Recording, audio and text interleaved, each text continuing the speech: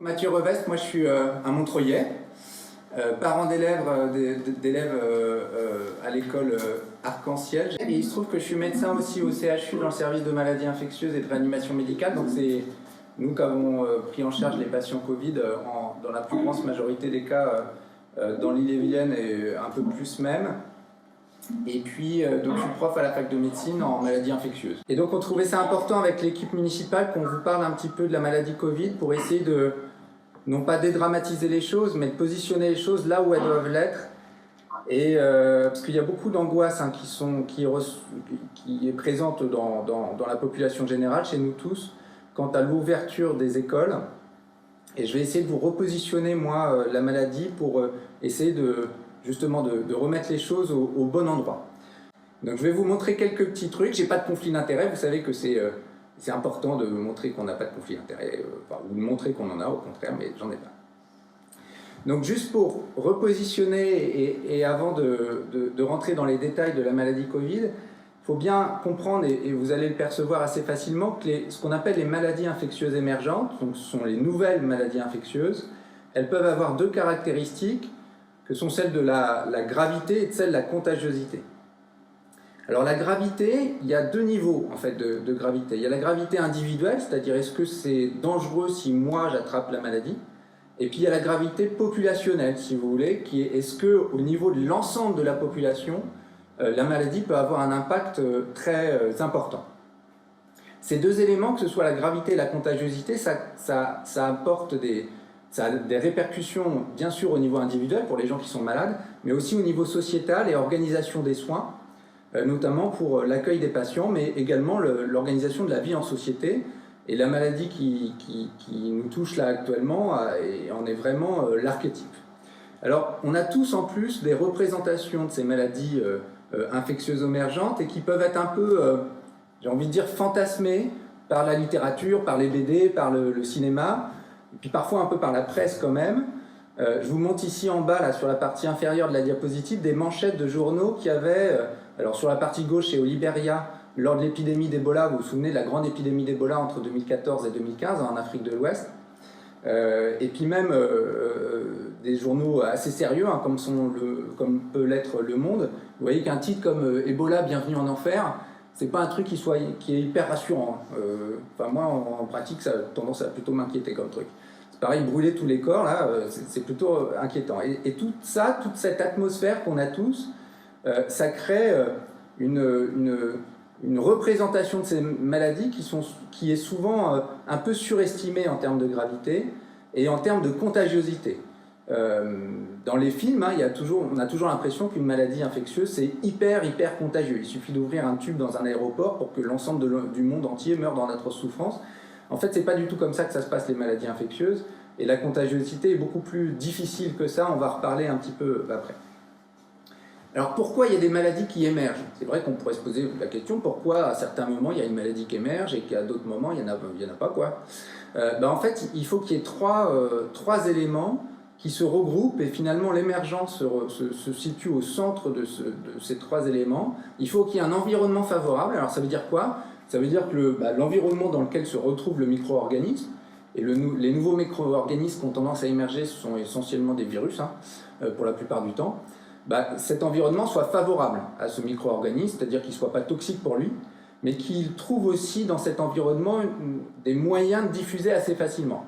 Et ça, finalement, notre monde moderne est un monde très favorable à la diffusion des maladies parce qu'on a des interactions intercontinentales très efficaces et c'est très facile de voyager dans le monde entier très rapidement avec des contacts très étroits et des populations hyper concentrées dans des milieux urbains. Donc ça, il faut bien avouer que l'environnement de notre monde moderne est très favorable à ce que de nouvelles maladies émergent.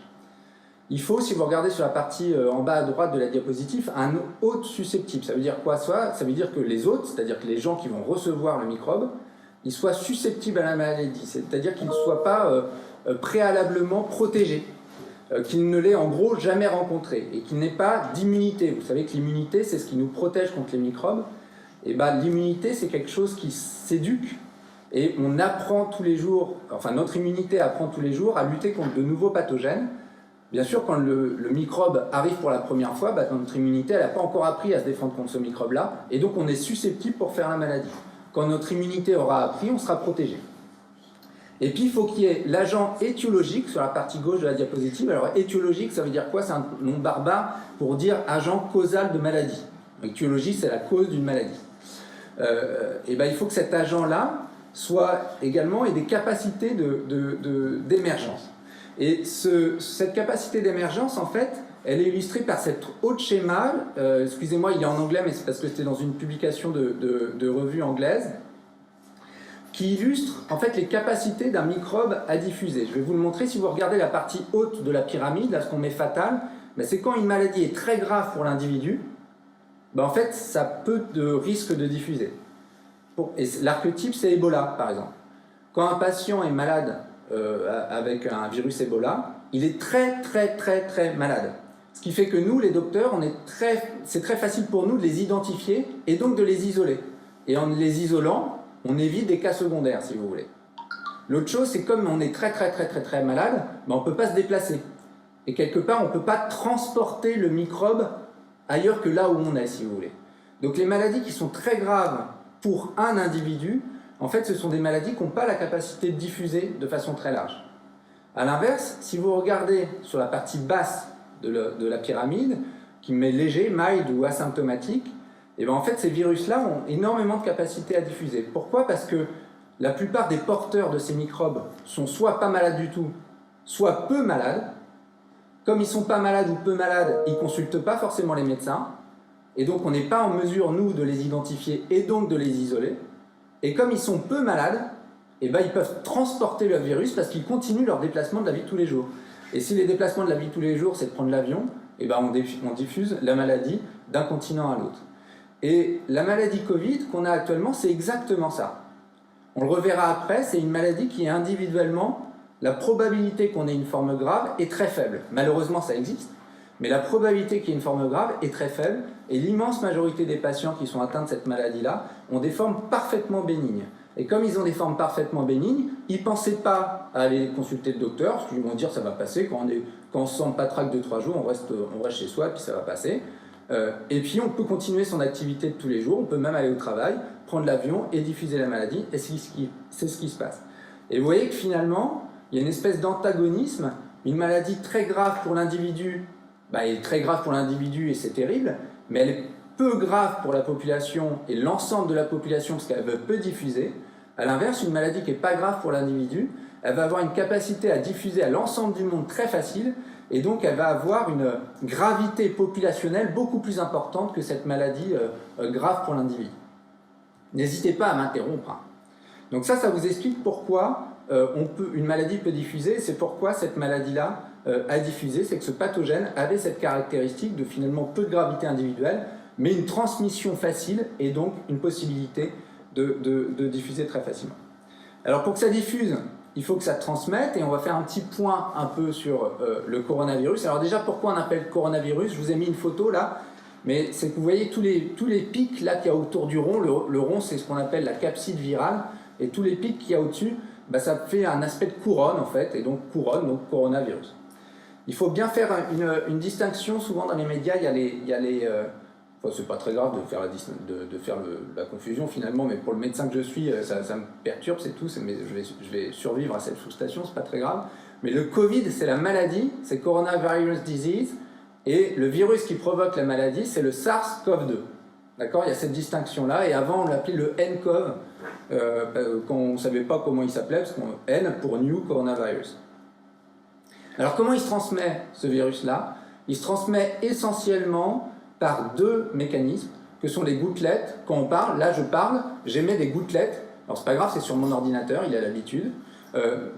Mais ces gouttelettes, ce sont des gouttelettes assez lourdes et qui vont tomber très vite sur les surfaces, et sur mes mains notamment. Ce qui veut dire que l'autre mode de transmission très important, c'est ce que je vous ai mis ici, ce que j'ai appelé le manuportage, c'est par l'intermédiaire des mains. Mes mains qui sont souillées par mes gouttelettes, je vais toucher une autre personne et donc je vais lui transmettre le virus parce que l'autre personne va l'avoir sur les mains et puis il va faire comme ça et donc il va inhaler le virus. Pour que le virus plus exactement provoque la maladie, il faut l'inhaler, il faut qu'il arrive dans le poumon. Et c'est vraiment les deux seuls modes de contamination. Et en fait, on voit bien en voyant ça que l'un des principaux moyens de lutter contre la contamination, c'est l'hygiène des mains. Et de façon très, très, très, très, très, très importante. L'autre moyen, c'est la distanciation sociale. Les gouttelettes qui transmettent le virus, elles ne vont pas plus loin que 30 cm, 50 cm maximum de moi. Pas plus loin que ça. Et donc, si la personne qui est en face de moi est à plus d'1 mètre, là, Lionel, vous ne le voyez pas, mais il est à côté de moi, mais justement, il maintient les distanciations sociales, il est à plus d'1 mètre de moi, même si moi, je suis infecté par le coronavirus, je ne peux rien lui transmettre. Alors, il y a une petite question sur le chat. Avec des contacts très rapprochés, absolument. Xavier nous précise que la transmission, c'est avec des contacts très rapprochés, c'est ce que je viens de dire, il faut qu'il soit à moins de 1 mètre de moi. Et donc les moyens de prévention, c'est l'hygiène des mains et la distanciation sociale. C'est ça le terme barbare pour dire qu'il faut être loin les uns des autres. Ce sont vraiment les deux autres moyens. Alors on a souvent parlé des masques.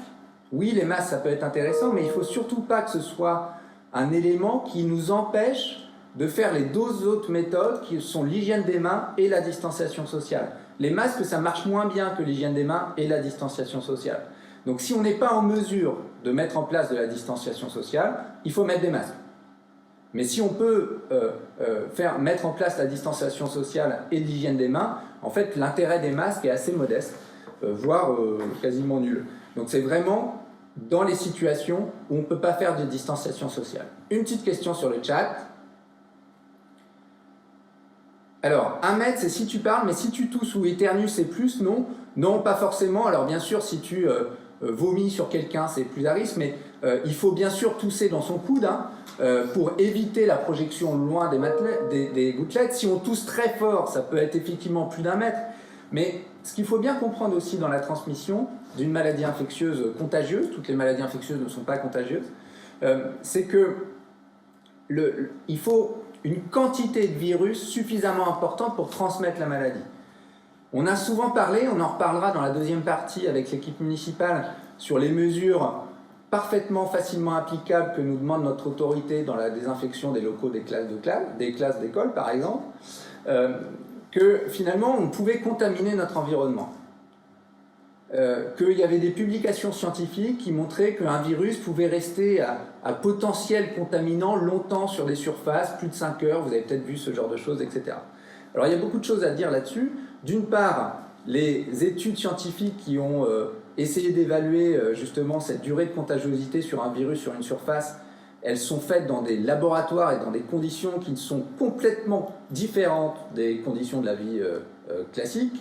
Et la vie classique est beaucoup plus toxique pour un virus qu'une vie en laboratoire.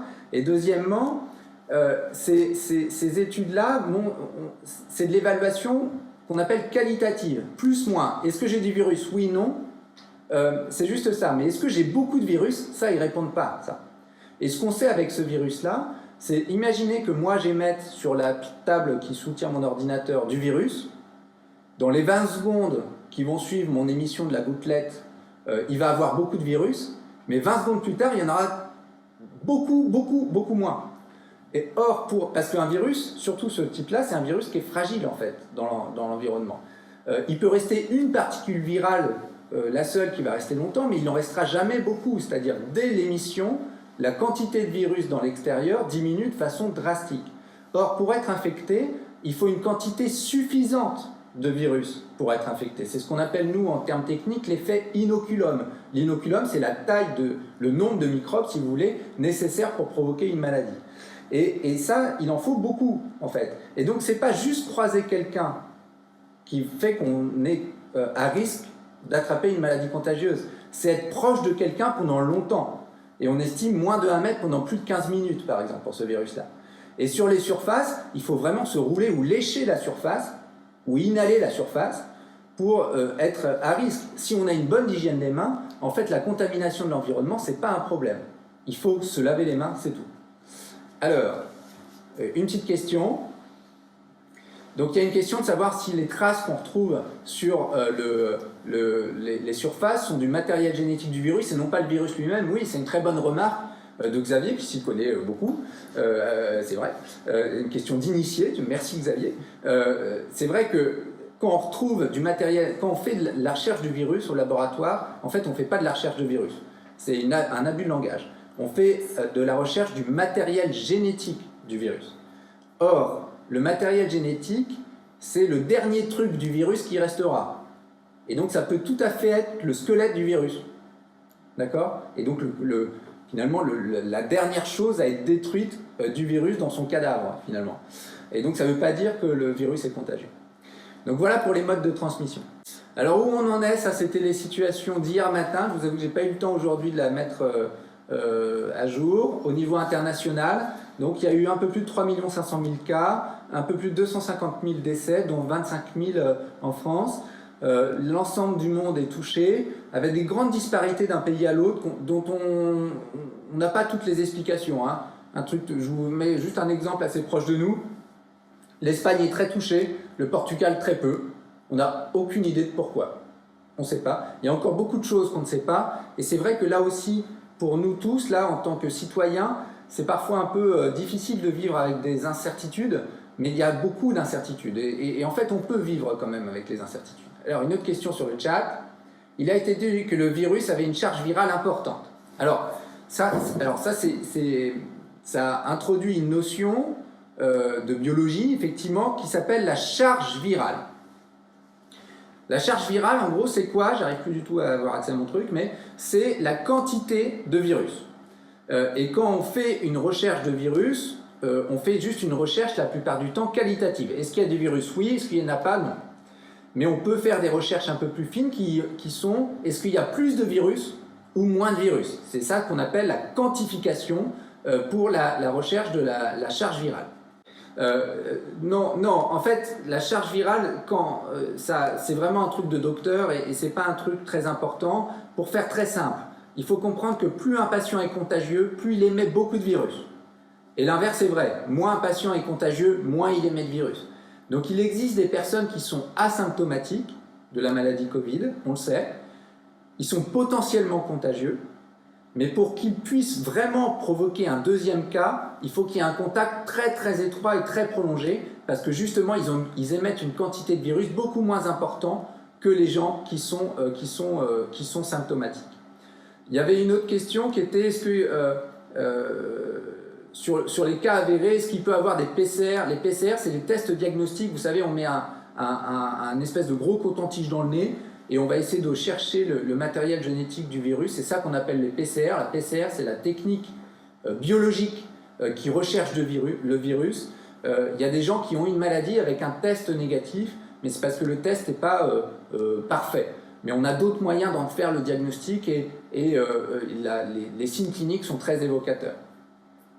Est-ce qu'il y a un lien entre la densité de population et la contamination? Absolument.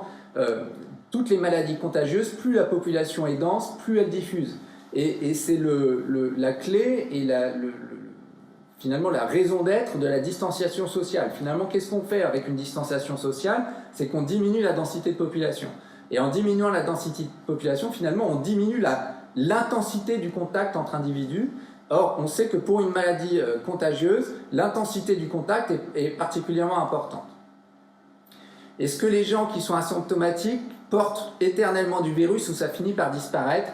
Je n'ai pas la réponse au niveau scientifique là-dessus, parce que la question, ça peut être aussi, est-ce qu'il y a des porteurs sains de façon prolongée de ce virus-là?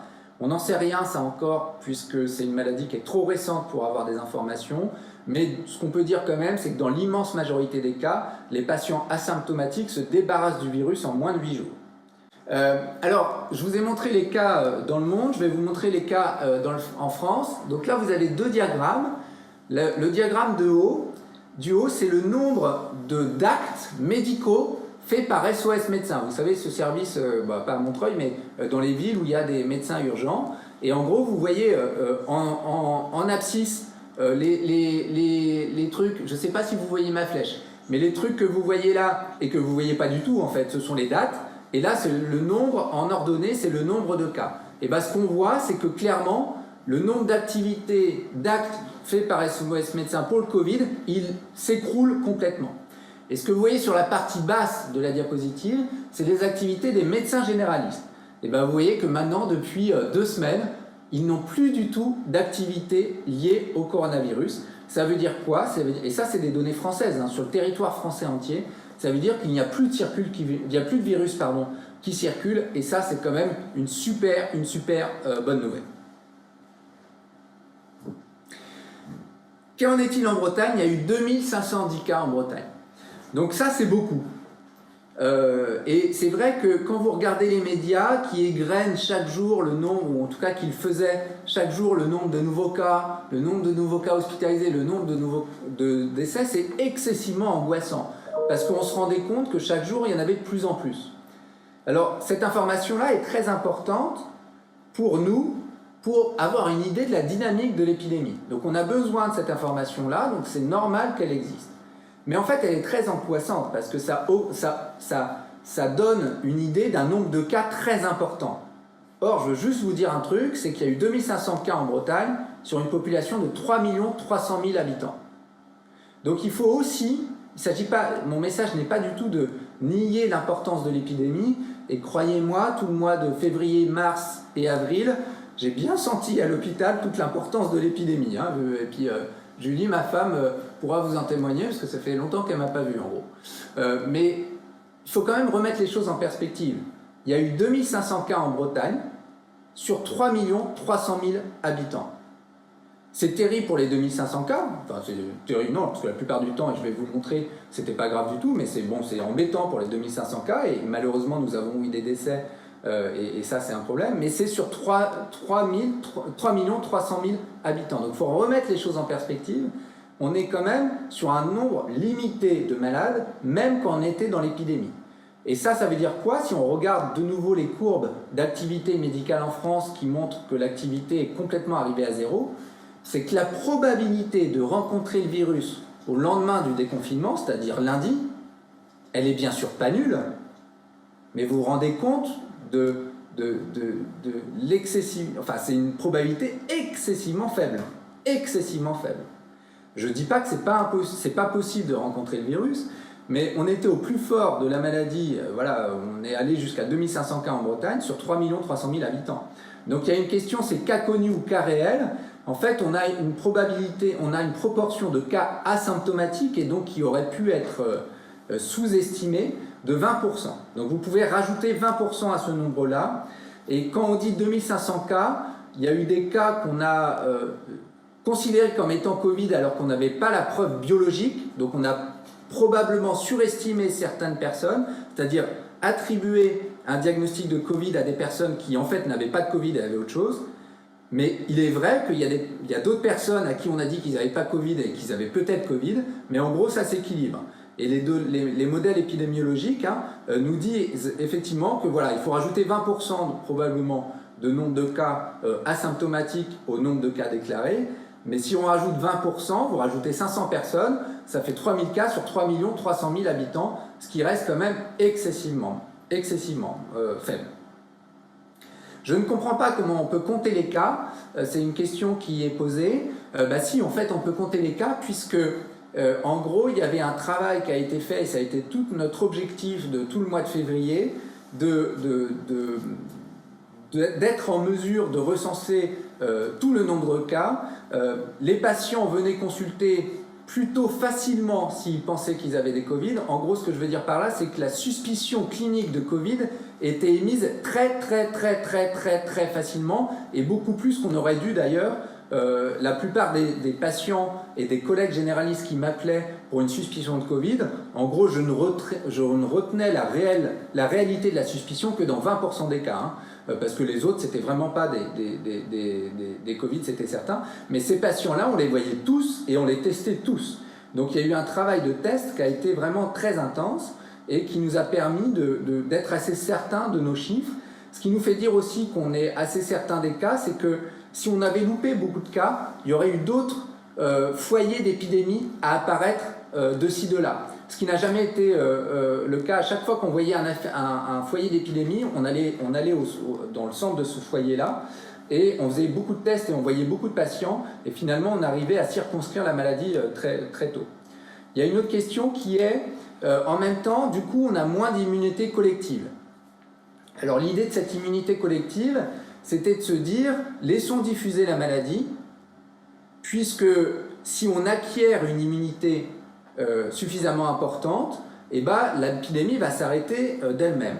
Ça, l'idée, c'est ce qu'on appelle l'immunité de groupe.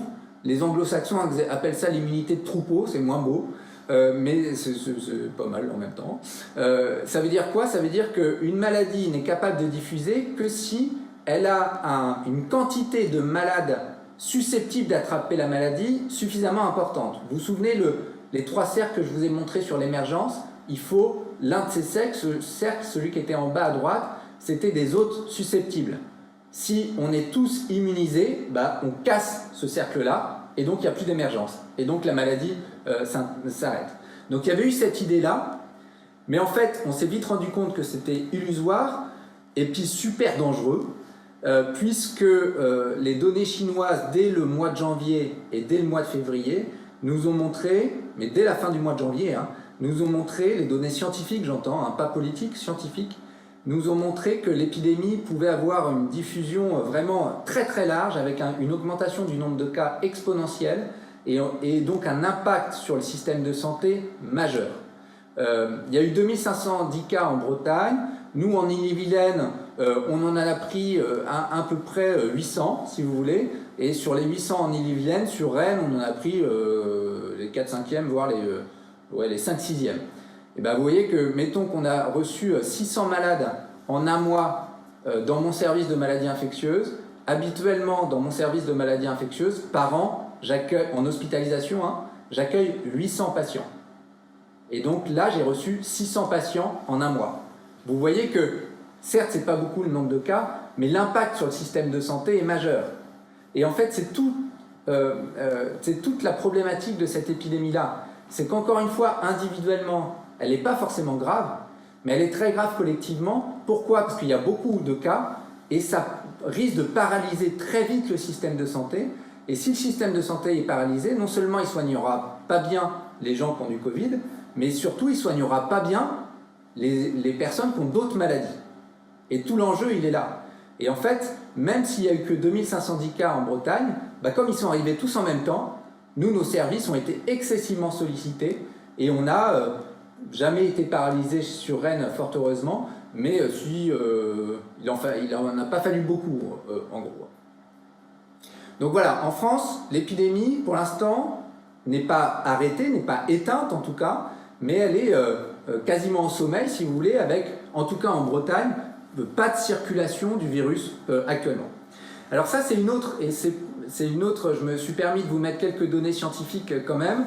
C'était les premiers rapports des 72 000 premiers cas chinois, et les auteurs de cette publication se sont intéressés spécifiquement à 44 000 cas. Pourquoi 44 000 cas? Puisque c'était les cas pour lesquels ils avaient toutes les informations.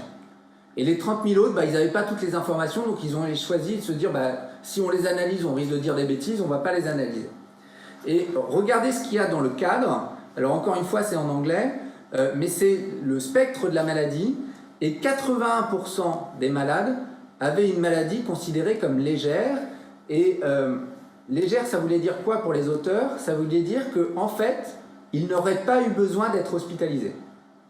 La maladie que présentaient les malades n'était pas grave, et c'était une maladie qui pouvait être prise en charge à la maison par le médecin traitant sans aucun problème.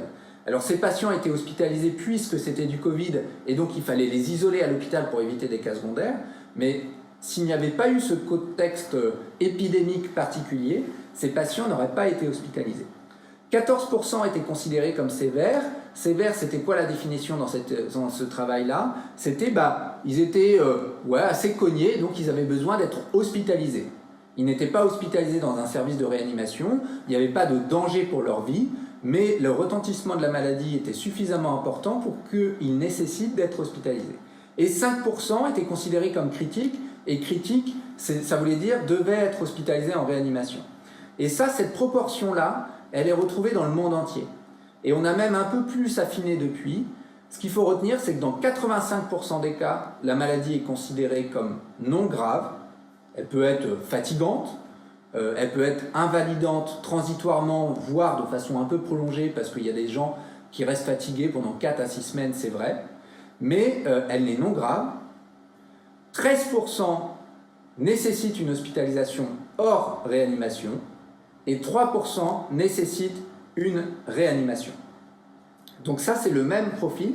Et donc ça vous illustre bien que si on attrape la maladie, la probabilité de faire une forme grave est excessivement faible. Et je ne sais plus si je vous ai montré ces diapositives-là. Non, je ne vous les montre pas. Mais en gros, qui est-ce qui fait des formes graves? Ce sont essentiellement les personnes âgées. Essentiellement les personnes âgées. 91% des patients qui sont décédés du Covid ont plus de 65 ans. Et ce qu'on appelle la médiane de décès, l'âge médian de décès, c'est-à-dire qu'il y a 50% des personnes malheureusement décédées qui ont moins de cet âge-là et 50% qui ont plus de cet âge-là, c'est 83 ans en France. Ce qui vous illustre bien que c'est une maladie qui est très très très très dangereuse pour nos personnes âgées, et d'ailleurs il faut les protéger coûte que coûte, mais pour les personnes beaucoup plus jeunes, c'est une maladie qui est vraiment vraiment peu grave. Vous voyez ici qu'il y avait 0% de mortalité chez les moins de 15 ans, et ça s'est retrouvé dans le monde entier. Alors pour ceux qui sont très attentifs à cette publication, vous avez vu qu'il y avait quand même un élément qui était inquiétant dans cette publication, c'est cette dernière ligne qui disait que 49% des personnes hospitalisées en réanimation à Wuhan en Chine étaient décédées. Ça nous a terrifiés quand on a connu ces informations-là. Donc cette publication, elle a été publiée fin février, mais on avait déjà ces informations-là début février. Et là, on a été très inquiets. C'est pour ça qu'on a commencé à mettre en place des programmes d'élargissement des lits de réanimation de façon très intense. Et fort heureusement en France, on n'est pas du tout à cette proportion de mortalité-là. À Rennes, par exemple, on était à 7% de mortalité chez les personnes hospitalisées en réanimation pour du Covid. Alors, il y a eu des questions depuis. Étant donné le potentiel de lits sur Rennes et le déconfinement, vous ne craignez pas une saturation des places à fin juin? Non, nous ne craignons pas cela, puisqu'on a mis en place... déjà, il faut savoir qu'on a des programmes de lutte contre les infections émergentes, puisque depuis 2003, on s'organise au niveau national et international d'ailleurs pour l'accueil de maladies infectieuses émergentes. Et il se trouve qu'à Rennes, on est établissement de santé de référence pour les maladies infectieuses émergentes pour le Grand Ouest. On a partagé le Grand Ouest avec Rouen et nous.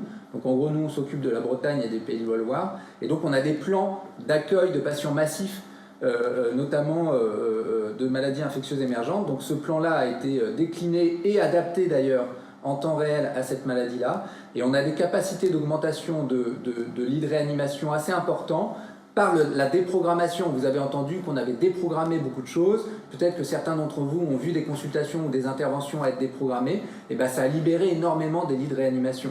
À Rennes, en temps normal, nous avons 3 gros services de réanimation et puis d'autres petites à droite à gauche, mais 3 gros services de réanimation. Il y a un service de ce qu'on appelle la réanimation médicale qui fait partie de mon service, c'est nous qui accueillons en premier ce genre de malade. Un service de réanimation chirurgicale qui accueille les patients en post-opératoire ou alors qui ont eu un traumatisme, par exemple un accident de la voie publique ou ce genre de choses, et un service de réanimation de chirurgie cardiaque. Et ben, le service de réanimation de chirurgicale et le service de réanimation de chirurgie cardiaque, du fait des déprogrammations, étaient vides. Donc en fait, on a de fait, par les déprogrammations, libéré 24 lits de réanimation chirurgicale plus 16 de réanimation de chirurgie cardiaque, donc 40 lits. Donc rien que par la programmation, on peut libérer 40 lits de réanimation. Donc on n'est pas inquiet sur l'embouteillage. Il y avait une autre question qui était quelles sont les différentes phases de la maladie dès la contamination à J0. En fait, on est malade. En fait, on peut être contagieux 24 heures par l'apparition des symptômes, puis on est malade. Dans l'immense majorité des cas, la maladie disparaît en 7 jours. On a beaucoup plus de données scientifiques pour dire qu'au-delà de 8 jours, on n'est plus contagieux quoi qu'il arrive. Et puis, il y a une petite proportion de malades qui va continuer à être très fatigués, à avoir de la fièvre, à être gênés pendant plusieurs jours, à plusieurs semaines après. Et puis il y a encore une plus petite quantité de malades qui, à partir du 8e jour, vont avoir des signes de gravité qui vont apparaître. Et ce sont ceux-là qui vont avoir les formes graves. Est-ce que j'ai une liste exhaustive des personnes à risque? Il faut retenir, j'ai pas de liste exhaustive, mais il faut retenir que ce sont les personnes âgées et les patients qui ont des facteurs de risque cardiovasculaires. Ce sont vraiment les deux grandes populations à risque. On a été très surpris d'une chose, c'est qu'au début de l'épidémie, on avait très peur que tous nos patients qui ont de l'insuffisance respiratoire soient lourdement touchés par cette maladie-là, et ce n'est pas du tout le cas. Nous, on est monté jusqu'à 45 patients en même temps hospitalisés en réanimation avec du Covid, et sur ces 45 malades, on en avait 2 qui avaient de l'insuffisance respiratoire. Donc la plupart du temps, ce n'était pas un problème chez les patients qui avaient de l'insuffisance respiratoire. Ce n'a pas l'air non plus d'être un problème chez les patients qu'on dit être immunodéprimés. Immunodéprimés, ça veut dire quoi? Ça veut dire que nos capacités de réponse à des infections sont diminuées, soit parce qu'on a une maladie qui provoque ça, soit parce qu'on a des traitements qui provoquent ça.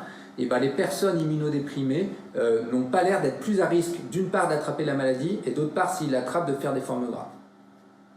Donc voilà, cette spectre de la maladie, il faut vraiment en avoir... Encore une fois, l'idée, c'est de repositionner les choses là où elles sont. C'est une maladie qui va être possible après le déconfinement, mais la fréquence va être quand même excessivement faible. Et si on l'attrape, la probabilité de faire une forme grave est encore excessivement faible. Vous voyez que être inquiet pour sa propre vie de cette maladie-là, c'est possible, mais on en arrive dans des probabilités qui sont excessivement faibles. Et encore une fois, chez les enfants, c'est une maladie qui n'est pas grave du tout. Et je vous montre cette autre étude scientifique. Encore une fois, je vous prie de m'excuser, mais je les trouve particulièrement démonstratives. Vous vous souvenez que dans l'Oise, il y a eu un enseignant qui est malheureusement décédé. Et il y a eu vraiment ce qu'on appelle un cluster, c'est-à-dire un groupement de malades dans un collège-lycée dans l'Oise. Et donc l'Institut Pasteur a fait une enquête avec des tests de sérologie très fiables, parce que tous les tests de sérologie ne sont pas fiables, mais ceux-là étaient très fiables. Sont allés rétrospectivement à Crépy-en-Valois, là où il y avait le lycée qui était touché, pour essayer de voir quelle était la proportion de personnes qui avaient été touchées. Et je vous demande juste de regarder ça. Donc ils allaient voir les patients malades, les gens du lycée et toute leur famille et les enfants des écoles, etc.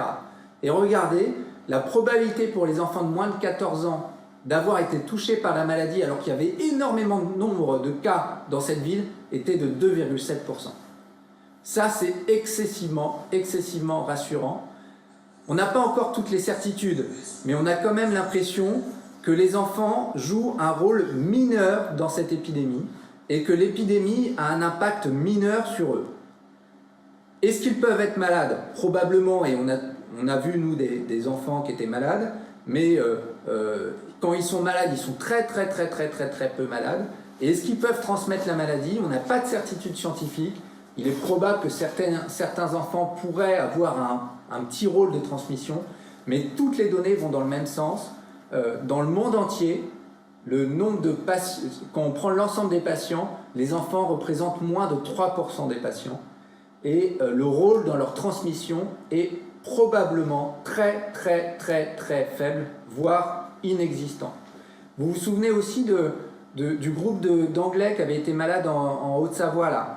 Et ben dans ce groupe-là, il y avait un enfant qui avait été dans 4 écoles, enfin une école de ski, donc je ne sais pas si on la colle comme école d'enseignement, puis 3 écoles. Il était symptomatique au moment où il est allé dans ces écoles-là, il a contaminé personne. Alors que son oncle, qui lui était asymptomatique, il avait contaminé quelques personnes. Donc vous voyez que le rôle des enfants dans la contamination est excessivement faible à mon sens, et ça c'est quand même hyper rassurant pour lundi, en gros. Donc Xavier, tu me poses la question, la durée d'évolution des symptômes en réa, ça peut être très long. Et pourtant le protocole des sanitaires collège est particulièrement contraignant. On en parlera après si vous voulez bien, mais nos autorités ont le devoir de montrer qu'ils ont fait le maximum et qu'on ne puisse pas leur reprocher de ne pas avoir fait le maximum. Le maximum d'un point de vue communication, je ne sais pas si c'est le maximum d'un point de vue scientifique, mais on en parlera après si vous voulez bien. Alors, est-ce que cette épidémie a provoqué de la mortalité? Oui, malheureusement oui. Et vous avez ces dernières données, et ça a été vrai tout au long de l'épidémie, qui regardaient l'excès de mortalité. Parce que chaque jour en France, vous le savez bien, et malheureusement c'est comme ça, c'est la vie, j'ai envie de dire, on a des décès. Donc la question c'était de savoir s'il y avait plus de décès qu'en temps normal. Et en fait, si vous regardez la petite échelle en bas à gauche, quand c'est blanc, les territoires qui sont blancs, ça veut dire que le Covid n'a pas entraîné d'excès de mortalité par rapport à d'habitude. Et en Bretagne, alors le Morbihan, pendant une semaine, il y a eu un très léger excès de mortalité, c'était la semaine 12. Mais depuis, et l'île-et-Vilaine et tout le reste de la Bretagne, on n'a jamais eu d'excès de mortalité. Ce qui prouve bien encore une fois que cette épidémie est restée très circonscrite en Bretagne, qu'on a réussi à la maintenir et que, encore une fois, il ne s'agit pas de dire c'est bon, on peut faire n'importe quoi et lundi on fait tous la fête, on fait une énorme fête et dans la salle polyvalente de la mairie d'ailleurs, enfin je regarde, ils ne sont pas d'accord manifestement, mais en fait c'est pas ça que je veux dire. Après le déconfinement, il va falloir continuer la distanciation sociale, il va falloir continuer les mesures barrières pour éviter que l'épidémie arrive. Mais il faut quand même être serein, il faut quand même être rassuré. En Bretagne, franchement, en Ille-et-Vilaine en particulier, le risque zéro n'existe pas, bien évidemment, mais le risque zéro n'existe jamais dans les maladies infectieuses. On vit entouré de microbes, donc on peut toujours être victime d'un microbe et d'un microbe potentiellement grave. Et là, le risque d'attraper le Covid après le déconfinement en Bretagne, il sera quand même excessivement faible, pour peu qu'on continue à limiter nos déplacements à ceux qui sont nécessaires, à continuer la distanciation sociale et à avoir une hygiène des mains irréprochable. Alors comment faire pour la riposte ? La riposte, c'était les mesures barrières, comme je vous le montrais, et vraiment je réinsiste sur l'hygiène des mains, c'est particulièrement important. Et si j'ai un conseil à donner pour la réouverture de l'école, et c'est d'ailleurs c'est ce qui est dit dans les recommandations, c'est d'instaurer des temps de lavage des mains très réguliers. D'ailleurs, ce sera super parce que ça va inculquer ça à nos enfants, ça va ancrer ça dans leur esprit, et puis ils continueront à le faire tout le temps, et comme ça on aura moins d'épidémies de grippe, moins d'épidémies de gastro pour les autres années, et moins d'épidémies de bronchiolite, parce que tous ces virus-là se transmettent de la même façon, et ça, ce sera super. Voilà, c'est Xavier pour la gastro, grippe, etc. La distanciation sociale, c'est importante, mais pour l'école, avec les données que je vous ai montrées chez les enfants, ce qui est très important comme distanciation sociale et comme geste barrière dans les écoles, c'est dans les salles des profs pour les collèges et entre les professeurs des écoles à l'école de Montreuil-le-Gard. Alors, chez les enfants, on nous dit de faire de la distanciation sociale, mais c'est complètement con, quoi. Donc, et puis en plus, ça sert à rien. C'est même dit qu'il faut nettoyer les stylos. Entre chaque si un môme prend un stylo, écrit avec et le donne à son copain, il faut le désinfecter. Et que le ballon qu'ils ont joué, quand ils se font une passe avant qu'ils envoient à son copain, il faut le désinfecter, quoi. Non mais c'est n'importe quoi. Donc par contre, ce qui est très important, c'est qu'il y ait une hygiène des mains importante, y compris chez les enfants. Effectivement, il faut limiter les regroupements très importants, donc il faut qu'on trouve des moyens pour que les regroupements soient moins denses que habituellement. Mais ce qui est très important, c'est qu'entre adultes, la distanciation sociale, c'est important, et que nous, en tant que parents, là, parce qu'il y a beaucoup de parents, je vous reconnais, qu'on ne soit pas tous comme on fait d'habitude, parce qu'on est content de se retrouver le matin quand on dépose nos enfants à l'école, et on discute, on se fait des bisous, tout ça. Ça, on ne pourra pas le faire pour l'instant. Il faudra qu'on reste à distance les uns des autres, et ce sera très bien. Et j'ai presque envie de dire que nos enfants, ils vivent très bien sans les adultes, ils ne sont pas à risque. Et donc nos enfants, moi, Jeannette, je vais la laisser loin de l'école, et elle ira toute seule, je la regarderai juste d'un œil pour qu'elle y aille, pour que moi, finalement, en tant qu'adulte, je n'aille pas au contact d'autres adultes. Ça, c'est important. Alors, une dernière, je ne sais pas si c'est la dernière, non, c'est une avant-dernière, décidément, je ne peux pas m'en empêcher, c'est mon côté scientifique, c'était l'effet pour justifier le confinement. Et si vous regardez sur la partie au milieu, ce que vous voyez là, le City Lockdown, ça veut dire c'est le confinement dans la ville de Wuhan. Vous voyez, on a fait le confinement et juste après, il n'y a plus de cas. Donc le confinement et la distanciation sociale, c'est ce qui marche le mieux. C'est ce qui marche le mieux. Il n'y a aucun problème là-dessus. Alors il y a une question, c'est possible en primaire mais en maternelle. Mais si, c'est possible aussi en maternelle de faire de la distanciation sociale entre adultes. C'est possible. Mais entre enfants, on peut essayer de le faire au maximum, mais c'est pas grave s'il n'y en a pas beaucoup. C'est ça mon message, quoi. Et par contre, chez les maternelles aussi, il faut qu'ils se lavent les mains. Et ça, on peut leur montrer que se laver les mains, on peut le faire. Il n'y a pas de souci. En France, il y a eu des études pour voir quel était l'effet du déconfinement, et ça a très bien marché. Je vous montre juste deux tableaux. Bon, ça, on va passer parce que c'est trop compliqué. Je vous montre deux tableaux. Regardez le tableau de gauche. Et la première ligne, là, ce que vous voyez, et vous voyez le R0.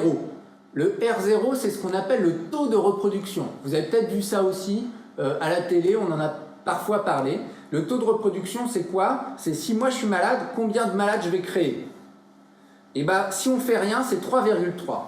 Ça vous explique pourquoi l'épidémie peut avoir une évolution galopante. C'est qu'à chaque malade, juste après, il y en aura 3 de plus. Et comme l'incubation, c'est-à-dire la période qui sépare le moment où j'attrape le virus des moments où je commence à faire le symptôme, c'est 5 jours, bah ça veut dire que tous les 5 jours, il y a 3 fois plus de malades. En gros. Et donc vous voyez bien que l'épidémie peut exploser. Si vous regardez la ligne juste en dessous, c'est le R0 après le confinement, bah c'est 0,5.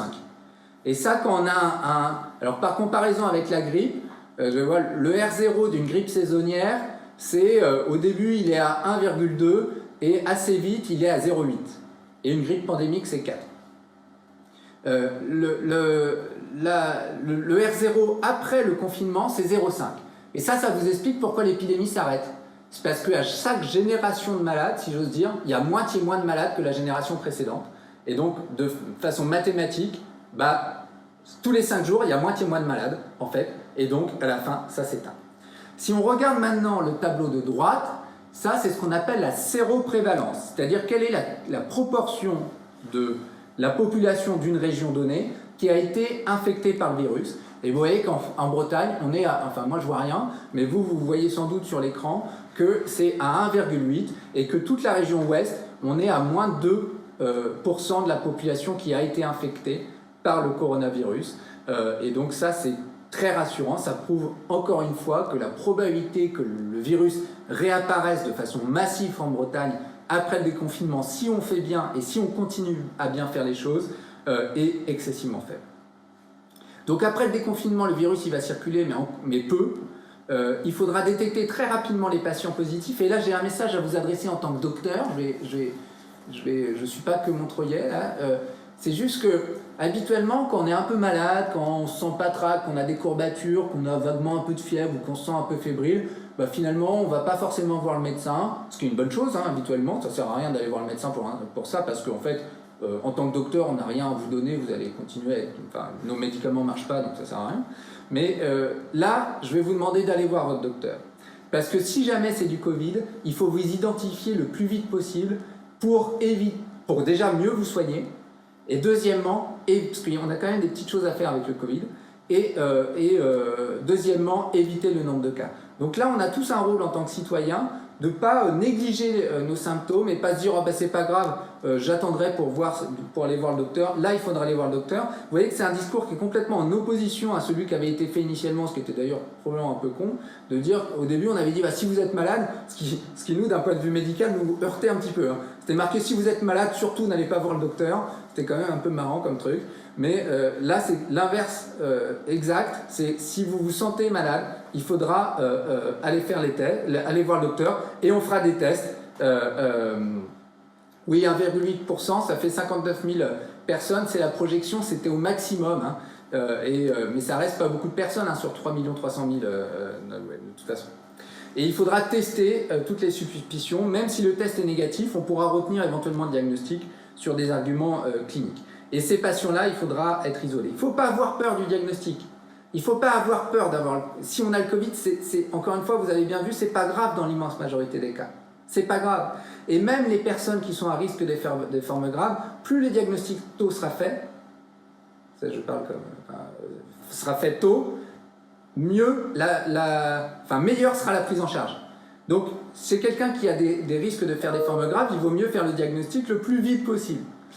Et puis chez quelqu'un qui n'a pas de risque de forme grave, il ne faut pas avoir peur qu'on vous fasse un diagnostic de Covid. Souvent, on a peur des diagnostics qu'on peut être amené à nous faire. Et bien pour le Covid, ce n'est pas grave. Donc il ne faut pas avoir peur de ça.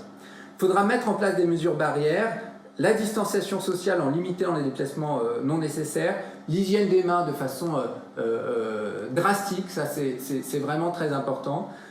Et puis le masque si on ne peut pas être en mesure d'assurer la distanciation sociale. Donc en conclusion, c'est vrai que c'est la plus grande pandémie. Pandémie, c'est une épidémie au même moment sur le monde entier. Aiguë, alors pourquoi j'ai rajouté aiguë? C'est parce que la pandémie du VIH est beaucoup plus impactante pour l'instant que la pandémie du coronavirus.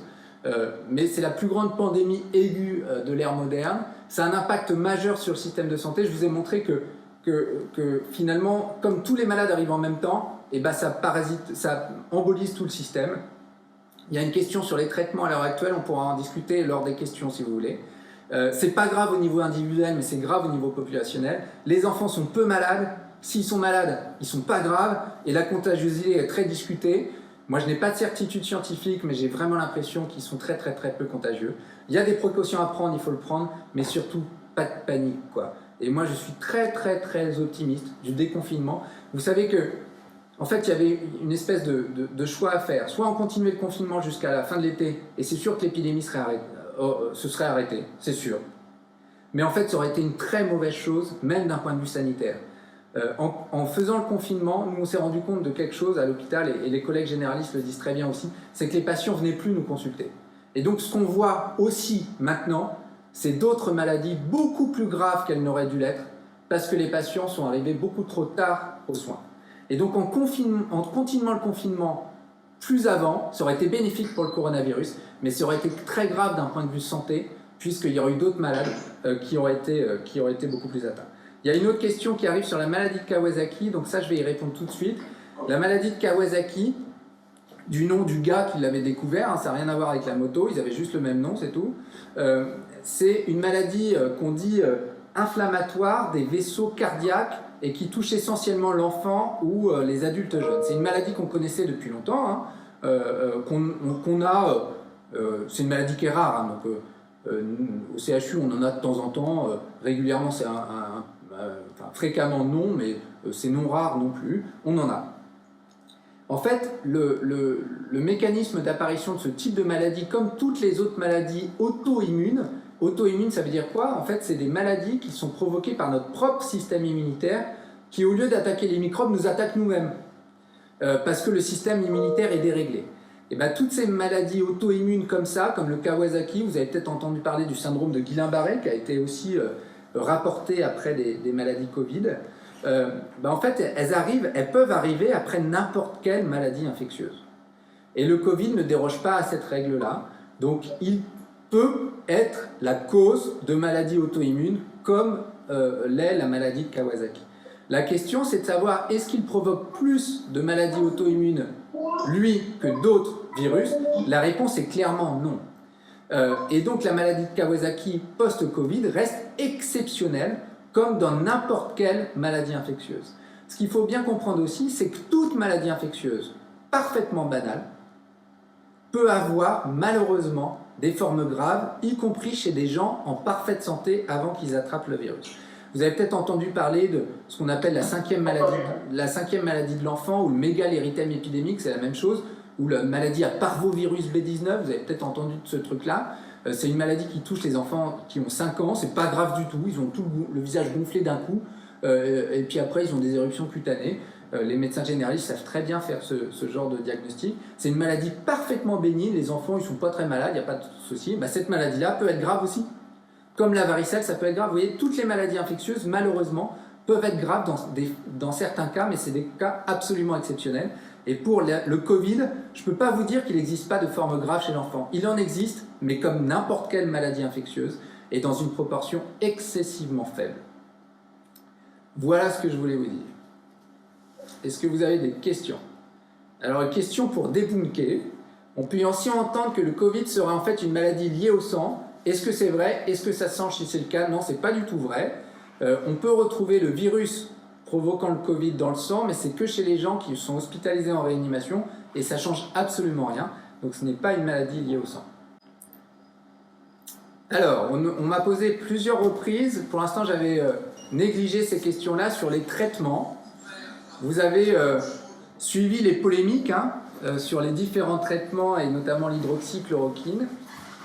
Donc nous n'avons pas à l'heure actuelle de traitement qui ait montré la moindre efficacité sur le Covid.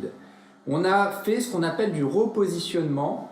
Le repositionnement, c'est quoi? C'est qu'on prend des molécules, des médicaments qu'on utilise pour d'autres maladies, et on regarde si par hasard elles ne pourraient pas être efficaces sur ce virus-là. C'est vraiment aussi bête que ça. On prend tout ce qu'on a dans une boîte, et puis on regarde au laboratoire, bon, est-ce que ça marche sur le virus? Oui, si ça marche, on va essayer dans les modèles animaux, et puis si ça marche, on va essayer chez l'homme. Bon. Donc il y a 3 molécules principales qui paraissaient potentiellement intéressantes, en tout cas à l'heure actuelle à visée antivirale. Il y a d'autres médicaments à visée anti-inflammatoire qui ont été développés, mais là aussi pour l'instant les résultats sont assez décevants. Et parmi ces 3 molécules-là, il y avait l'hydroxychloroquine. Vous avez peut-être entendu parler aussi du remdesivir. Hein. Oui, on a isolé le virus au CHU.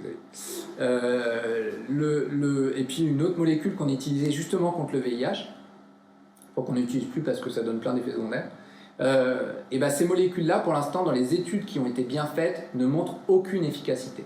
Le problème, c'est que toutes les études qui ont été faites jusqu'à maintenant étaient soit méthodologiquement très discutables, et je regarde le sud de la France quand je dis ça, soit avaient un nombre de patients inclus dans les études qui était insuffisant pour que les conclusions soient parfaitement robustes d'un point de vue scientifique.